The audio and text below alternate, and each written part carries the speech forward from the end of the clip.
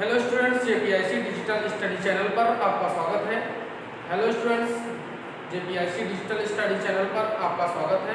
विद्यार्थियों, मैं आशा करता हूं कि आप घर पर पढ़ाई कर रहे होंगे और स्वस्थ होंगे। विद्यार्थियों, जैसा कि आप जानते हैं कि हम लोग पिछली क्लास में जो है नेट्स समीकरण के माध्यम से अनुप्रयोग के बारे में पढ़ रहे थे, जिनमें हमने सबसे पहले जो है ईएमएफ के बारे में, इलेक्ट्रोमोटिव फोर्स के बारे में जो है चर्चा की थी कि जो है नेट्स समीकरण के अकॉर्डिंग जो है हम किस प्रकार से जो है ईएमएफ की गणना कर सकते हैं। तो उसमें जो है हम लोगों ने एक सूत्र पढ़ा था, E cell equal to E not cell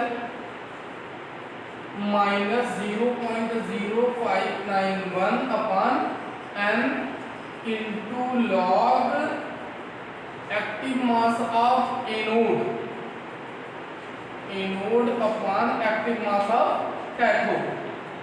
वहाँ पर जो है Zn और Cu कॉपर आयन और जिंक आयन के अकॉर्डिंग हमने किया था। लेकिन जो है मान लीजिए किसी एनोड पर जो ऑक्सीडेशन हो रहा है वह क्या होता है कि किसी दूसरे पदार्थ का, मान लीजिए कॉपर हो रहा है और ऑक्सीजन किसका हो रहा है, सिल्वर का हो रहा है। तो पर्टिकुलर जो है किसी एक तक जो है धातु के लिए ऐसा करना संभव नहीं होगा, इसलिए जो है हम इसके अकॉर्डिंग जो है ईएमएफ की गणना जो है करते हैं। अब आज के इस क्लास में हम लोग डिस्कस करने वाले हैं नेट्स समीकरण के माध्यम से साम्य स्थिरांक की गणना। साम्य स्थिरांक जो क्या होता है, केसी होता है। इसके अकॉर्डिंग हम जो है किस प्रकार से केसी की गणना करते हैं, इसको आज हम जो है देखते हैं। माना किसी विद्युत रासायनिक सेल में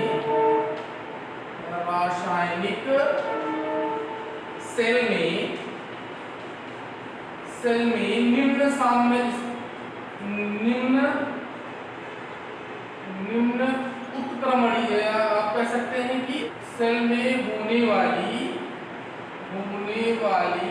रेडॉक्स अभिक्रिया में निम्न साम्य,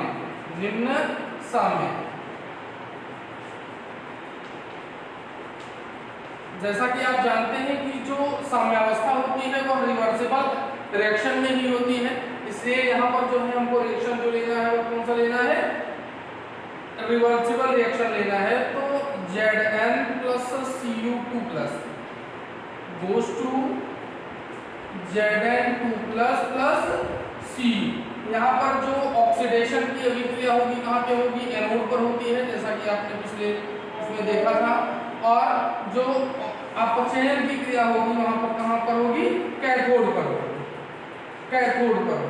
तो साम्य स्थिरांक केसी बराबर हमने पढ़ा था कि जो उत्पादों के सक्रिय द्रव्यमानों का गुणनफल बटे अभिकारकों के सक्रिय द्रव्यमानों का गुणनफल क्या होता है, साम्य स्थिरांक कहलाता है।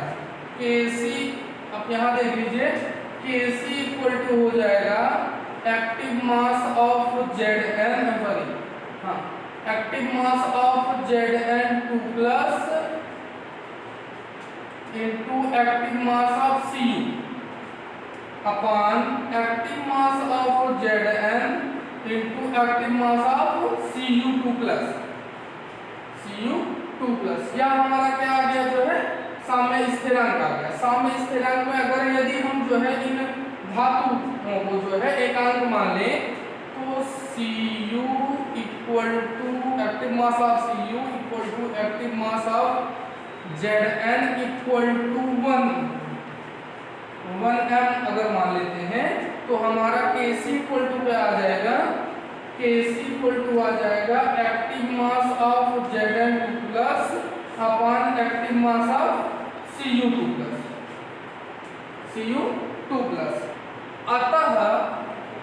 अतः सेल का विद्युत वाहक बल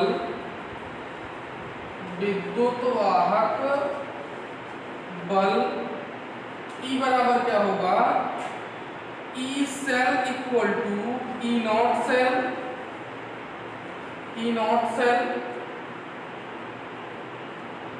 minus 2.303 RT upon NF into log, और जो है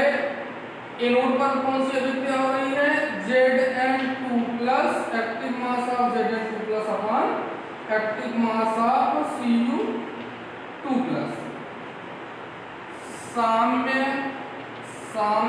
स्थापित हो जाने पर जो Zn आयन तथा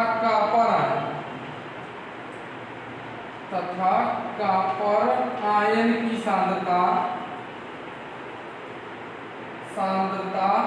स्थिर हो जाती है,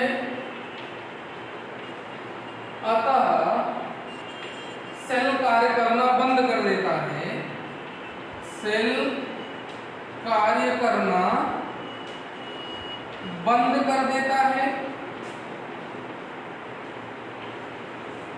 इस दशा में जो है इक्वल टू 0 हो जाता है। क्या हो जाता है? इक्वल टू 0 हो जाता है। तो यहाँ पर हम इसको समीकरण नंबर 1 दिए हुए हैं। तो यहाँ पर समीकरण नंबर 1 है, तो 0 इक्वल टू क्या हो जाएगा? 0 equal to E0 cell minus 2.303 RT by NF into log active mass of Zn2 plus upon Cu2 plus, active mass of Cu2 plus. अब यहाँ पर ई सेल को हम जो है इस तरफ कर देते हैं, तो हो जाएगा E0 cell equal to 2.303 RT by NF into log Zn2 plus upon active mass of Cu2 plus. ये हो जाता है। अब यहाँ पर लॉग इतना Zn active mass of Zn2 plus upon active mass of Cu2 plus रखते हैं। यदि जो है हम इसके स्थान पर Kc रख देते हैं, यहाँ पर Kc है तो Kc रखने तो क्या हो जाएगा? E0 cell equal to 2.303 RT by NF into log Kc। अब अगर हम इसको जो है सरल कर देते हैं, पिछले जो है समीकरण में हमने सरल किया था, तो आएगा कितना? 0.591 अपॉन n आया। तो यहाँ लिख सकते हैं E0 cell equal to 0.059n upon n log Kc हो जाएगा। अब लॉग हमको जो है साम्य स्थिरांक की गणना करना है, तो हम साम्य स्थिरांक को जब इधर करेंगे तो यहाँ क्रॉस मल्टीप्लाई पहले होगा, तो हो जाएगा हमारा लॉग Kc इक्वल टू हो जाएगा E cell E0 cell into n upon 0.591। अभी हमको जो है कहाँ मिला है? लॉग Kc मिला है। लॉग Kc मिला है। लॉग Kc से हमको Kc निकालना है, तो हो जाएगा Kc इक्वल टू, जब लॉग जो है लेफ्ट साइड से राइट साइड में जाएगा, तो हो जाएगा एंटी लॉग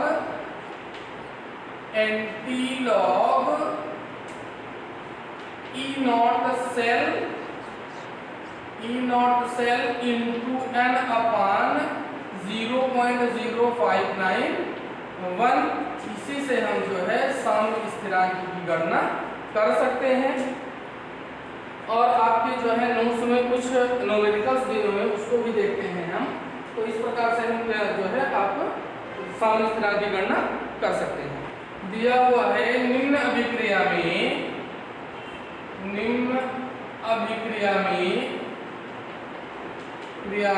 साम्य स्थिरांक की गणना कीजिए। साम्य स्थिरांक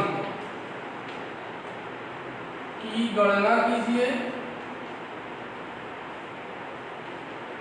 जहां पर E not cell equal to दिया हुआ है 0.46 वोल्ट। यहाँ पर जो मानक इलेक्ट्रोड विभव है वह कितना है 0.46 वोल्ट। और अभिक्रिया कौन सी है Cu plus Ag plus goes to Cu2 plus Ag।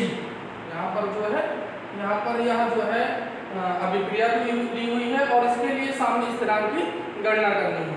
Formula हमको लगाना है Kc इक्वल टू या हम E not cell equal to हो जाएगा हमारा 0.5059 अपान n into log Kc। Main formula हमारा क्या है यह है, जहां पर E सेल का मान दिया हुआ है। अब हमको देखना है कि क्या इलेक्ट्रॉनों की संख्या जो n होती है यह दोनों अभिक्रिया जो है दोनों तरफ अभिकारक की तरफ और उत्पाद की तरफ क्या समान है। यहाँ पर देखिए अर्ध अभिक्रियाएं अगर हम लिखें तो Cu क्या हो जाएगा Cu2 प्लस 2 इलेक्ट्रॉन और इधर क्या हो जाएगा Ag plus electron goes to Ag। तो यहाँ 2 इलेक्ट्रॉन तो है लेकिन यहाँ सिर्फ 1 इलेक्ट्रॉन। तो हम इसके लिए क्या करते हैं कि इस अपचयन अभिक्रिया में गुणा कर देते हैं, 2 से गुणा कर देते हैं। तो यहाँ पर जो हमारा Kc आता है वहां पर सक्रिय द्रव्य जो है उत्पादों के सक्रिय द्रव्यमानों का गुणनफल बटे अभिकारिक पदार्थों के सक्रिय द्रव्यमानों का गुणनफल। तो हो जाएगा Cu active mass of Cu2 plus into active mass of Ag upon active mass of Cu upon active mass of Ag plus. अब यहाँ पर 2 से गुणा हुआ है और यह स्थिरांक जो है साम्यावस्था में स्थापित नहीं हुई है, तो 2 से गुणा करने पर यहाँ हम घात लगा देते हैं। कक्षा 11 में हम लोगों ने पढ़ा है। तो इस प्रकार से जो है Kc बराबर अगर हम करते हैं तो आ जाएगा Cu2 plus upon Ag plus का होल स्क्वायर। अब हम इस जो है फार्मूले को अप्लाई करते हैं तो हो जाएगा Kc E cell equal to कितना है 0.46 इक्वल टू 0.59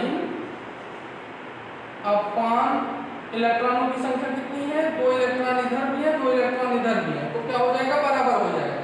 तो हो जाएगा 2 इंटू लॉग Kc तो इक्वल टू क्या हो जाएगा यहाँ पर इसका मल्टीप्लाई हो जाएगा तो लॉग Kc इक्वल टू हो जाएगा 0.46 इंटू 2 अपान 0.05 यहाँ पर 0.59 रख देंगे तो हो जाएगा 6 दूनी 12 और 4 दूनी 8 9 92 अपान लॉग Kc इक्वल टू क्या हो जाएगा 92 अपान 0.059 तो यहाँ log Kc इक्वल टू हम लिख सकते हैं 920 बटे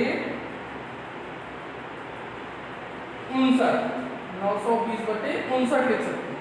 अब अगर हम जो है इसका भाग देंगे तो आएगा 15.59 के लगभग आएगा। तो ये आया log Kc आया कितना 5.59। तो अगर हम इसको जो है क्या करें Kc बराबर करेंगे तो हो जाएगा NT log 5.59 का। तो अगर NT log का मान हम निकालते हैं तो हो जाएगा जितना दशमलव के पहले आएगा वहाँ 10 की पावर 15 हो जाएगी 10 की पावर 15 हो जाएगी और इंटू 3.92 करके आएगा। तो इस तरीके से जो Kc का मान आएगा वह आएगा 3.92 इंटू 10 की पावर 15। यही जो है आपका आंसर आएगा। नेक्स्ट समीकरण के नेक्स्ट अनुप्रयोग के बारे में देखते हैं। वैद्युत रासायनिक सेल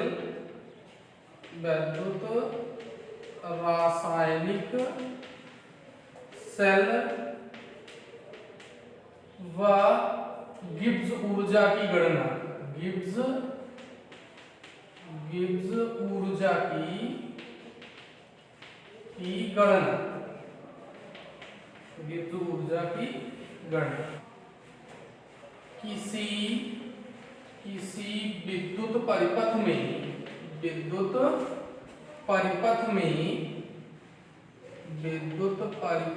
में धारा प्रवाहित करने के लिए, धारा प्रवाहित करने के लिए सेल द्वारा किया गया विद्युतीय कार्य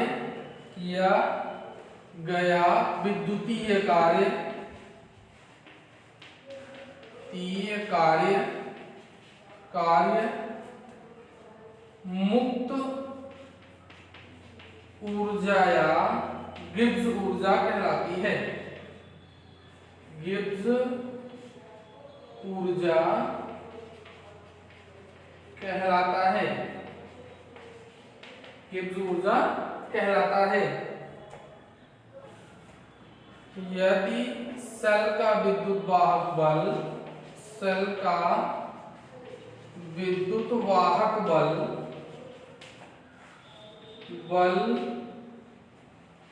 ई सेल हो तो किया गया कार्य W बराबर ई सेल इंटू क्यू, मतलब जो है विद्युत वाहक बल F है, एकांक समय में प्रवाहित होने वाली धारा के गुणनफल के बराबर होता है। तो यहाँ पर जो है, यदि चूंकि 1 मोल इलेक्ट्रॉन पर आवेश फैराडे नियतांक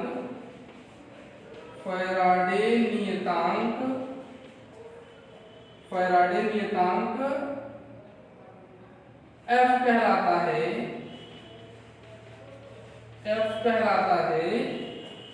तो अतः Q equal to N into F, अतः रखने पर delta G equal to N into F E cell. क्या हो जाएगा हमारा समीकरण नंबर 1, गिब्स ऊर्जा बराबर मानक गिब्स ऊर्जा बराबर delta G not equal to N F E cell. यहाँ क्या हो गया समीकरण 2। गिब्स ऊर्जा व साम्य स्थिरांक Kc में संबंध क्या होता है, अगर हम इसको देखते हैं तो ई सेल इक्वल टू क्या होता है 2.303 RT by NF into log Kc। अतः समीकरण 2 से डेल्टा G मानक गिब्स ऊर्जा व सम स्थिरांक में Kc में संबंध अगर निकालेंगे तो ई सेल इक्वल टू होता है 2.303 RT by NF into log Kc। समीकरण 2 से डेल्टा G इक्वल टू क्या हो जाएगा, delta G equal to NF into 2.303 RT by NF into log KC इससे ये कट जाएगा, delta G not equal to हो जाएगा 2.303 RT लॉग KC। यह जो है मानक गिब्स ऊर्जा और साम्य स्थिरांक में क्या संबंध होता है, जहां पर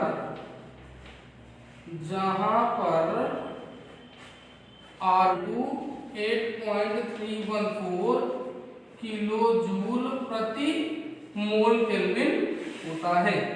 स्टूडेंट्स, आज की क्लास में बस इतना ही। मिलते हैं नेक्स्ट क्लास में और डिस्कस करेंगे नेक्स्ट टॉपिक।